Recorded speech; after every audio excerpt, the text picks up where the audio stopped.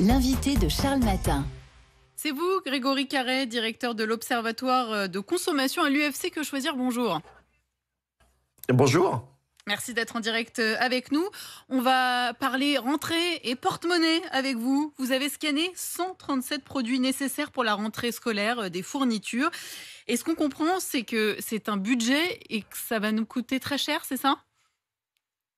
Et exactement. Malheureusement, on a réalisé des relevés de prix au début du mois de juillet. Alors le 12 juillet précisément, maintenant on est très précis sur les dates d'enquête, et on a comparé au prix du 12 juillet 2022 et malheureusement sur l'ensemble des références qu'on a pu relever, on a une hausse du prix moyen de plus 10% sur un an. Donc c'est ça va être extrêmement douloureux pour les familles. Est-ce qu'on sait quel matériel a le plus augmenté ?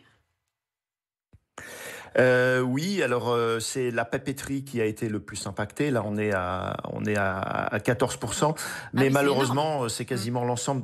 Oui, c'est énorme, mais malheureusement, c'est l'ensemble du cartable qui est concerné, parce que même les produits comme le matériel artistique, les crayons, les stylos, les trousses, etc. On est autour de 8%. Ça fait un ensemble à 10%. Donc malheureusement, ça risque d'être sensible pour tout le monde. Et là, ce sont les prix début juillet, mais est-ce que ça sera pareil en septembre ? Parce que c'est finalement, ou fin août, parce que c'est à ce moment-là qu'on fait les courses de rentrée. Alors difficile à dire. Cette année peut être une année particulière. Il est possible que l'attention soit extrêmement focalisée sur le prix des fournitures. Il est possible que les ministres décident de s'emparer du sujet et du coup qu'il y ait pourquoi pas une légère amélioration sur le front de l'inflation des prix des fournitures scolaires. Il faudrait qu'ils fassent ça pendant l'été. Voilà. Alors, si on se réfère au passé, ce qui s'est passé l'année dernière, mais ce qui se passait l'année dernière, pas forcément ce qui va se passer.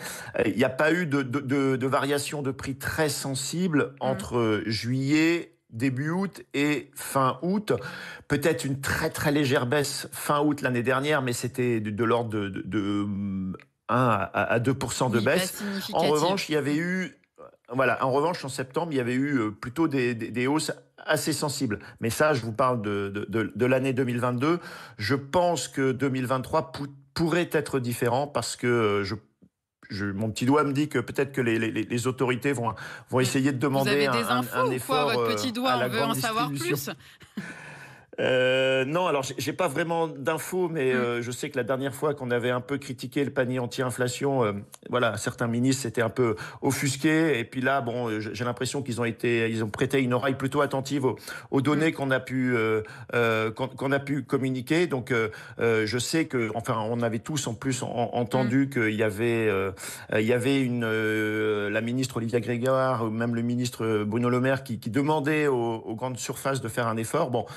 Malheureusement, l'effort pour l'instant est assez peu sensible parce qu'on est quand même sur une hausse très très forte. Et puis, faudrait pas non plus qu'ils nous annoncent des très fortes baisses en août en se référant au prix de juillet 2023 qui lui était en très forte hausse par rapport à un an plus tôt. Quoi. Voyez, faire monter de 10% pour après diminuer de 5% en disant qu'on a une initiative très louable, ça pourrait être de nature à tromper le consommateur. Grégory Carré, vous restez avec nous, vous le savez, sur RMC, on est avec nos auditeurs tout au long de la matinée et on est avec Patrick ce matin qui nous appelle de la métropole de Lyon. Bonjour Patrick.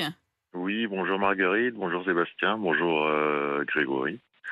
Je crois que vous avez 2 enfants, c'est ça Patrick ? Exactement, ouais. J'en ai une qui va rentrer en CE2 et puis le plus grand qui va rentrer en 5e, ouais. Et vous avez commencé à faire les courses pour la rentrée scolaire. Qu'est-ce que vous avez constaté ? En fait, je vais vous le dire franchement, ça me saoule moi, parce que en fait, c'est la maman qui s'en occupe. Je suis désolé. D'accord. Très bien. Et la maman, elle a constaté quoi ? Non, mais en fait, à force de, je sais pas quoi, c'est un boulot à plein temps quoi. Entre tous les prospectus, Internet et compagnie, pour essayer de trouver le meilleur rapport qualité-prix, ça devient infernal quoi. Et bon. effectivement, c'est un gros budget, quoi. Parce qu'en fait, on parle des fournitures scolaires, c'est clair, quoi. Mais il n'y a pas que ça, quoi. Il y a tout ce qui est habillement, vêtements. Ouais, équipement sportif. Exactement, Patrick, quoi. vous avez une idée de combien ça vous coûte à chaque rentrée pour vos 2 enfants? Entre 400 et 500 euros, quoi. Facile. D'accord, quoi. pour les 2. Ouais. Et Ça correspond au chiffre moyen qu'on a. C'est en environ 200 euros pour un élève de 6e à la rentrée. Donc ça fait un très très gros budget. Voilà. Est-ce que vous avez, vous, des petites astuces pour arriver à faire baisser la note? Non, j'en ai pas malheureusement, quoi. Mais parce que en fait, ma fille, elle veut un cartable. Je me rappelle plus, elle m'a dit un truc hier, il faut que je regarde sur internet, parce que bon, je suis sur Amazon, donc machin, et je me rappelle plus exactement, mais le prix de son cartable, c'est 85 euros, quoi. Ah oui, déjà, ça fait une grosse partie du budget. Ouais. Je veux dire, bon, je suis un petit peu âgé, j'ai connu la période franc-euro, quoi. 85 euros, c'est 500 francs, quoi. Moi, si ma maman m'avait acheté un cartable à 500 francs, je dis waouh, extraordinaire. On a une autre époque, Patrick. En tout cas, merci beaucoup d'avoir témoigné ce matin sur RMC. Vous restez à notre écoute parce que justement, je vais demander à Grégory Carré de l'UFC Que Choisir si lui, il a des petites astuces pour faire baisser la note, pour faire baisser le budget. Par exemple, est-ce qu'on doit privilégier certaines marques plus que d'autres?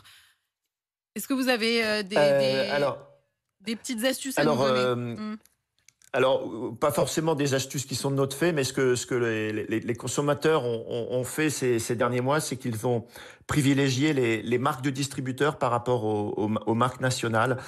Parce que les marques de distributeurs, alors elles sont moins, enfin les couvertures de cahiers vont être probablement moins sexy, des choses comme ça, mais souvent elles sont moins chères. Alors paradoxalement, c'est elles qui vont bénéficier le plus de cette situation, parce que les gens font des arbitrages et vont de plus en plus vers les marques de distributeurs, mais c'est elles qui ont le plus proportionnellement augmenté leur prix. C'est vrai pour les fournitures scolaires, mais c'est vrai aussi pour les denrées alimentaires. Et effectivement, je voulais juste réagir par rapport à ce que votre auditeur expliquait. Patrick, il disait, Patrick disait, je suis extrêmement fatigué en ce moment. Enfin, même il disait, je suis saoulé pour parler trivialement. Il l'a dit, Voilà. Et effectivement, en fait, là, les consommateurs sont vraiment pas au bout du rouleau, mais c'est très dur. C'est-à-dire que c'est une accumulation de mauvaises nouvelles parce que la hausse des denrées, des fournitures scolaires, elle n'est pas isolée. Elle est dans un contexte d'inflation des denrées alimentaires. Si vous regardez l'évolution des prix des denrées alimentaires, des produits que vous achetez en grande surface, elles ont augmenté de 24% depuis janvier 2022. Parce que l'inflation, il faut se méfier, c'est quelque chose qui est calculé de 12 mois en 12 mois. Donc là, on est en train de comparer les prix de juillet 2023 au prix de juillet 2022, mais juillet 2022, on avait déjà subi une forte hausse. Donc depuis 18 mois, on est sur 24% de hausse. Merci beaucoup Grégory Carré de nous avoir expliqué ces chiffres. La hausse des prix des fournitures pour la rentrée scolaire, au moins on est prévenu et puis on va essayer de faire avec. Vous êtes donc à l'UFC Que Choisir. Merci d'avoir été avec nous sur RMC.